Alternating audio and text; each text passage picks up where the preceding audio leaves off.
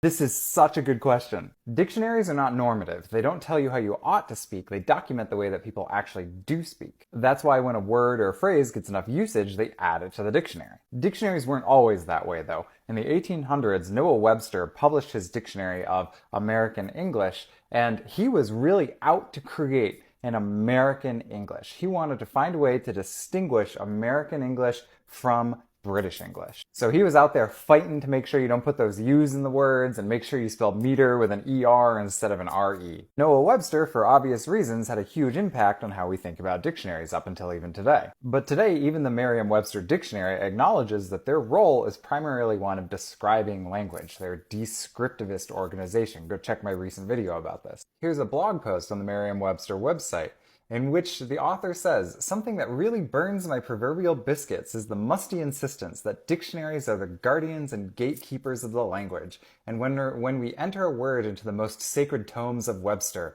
we lend it legitimacy." The author's point is that the editors at Merriam-Webster aren't the ones sitting around deciding how you ought to use language. Does that mean that anything goes? No, of course not. It just means that the rules and conventions of language are set by the community of people who use language and shape it, not by some committee or a dictionary editor. It is possible to speak incorrectly if you're not following the grammatical conventions of your speech community or using the grammatical conventions that are appropriate for the social context you're in.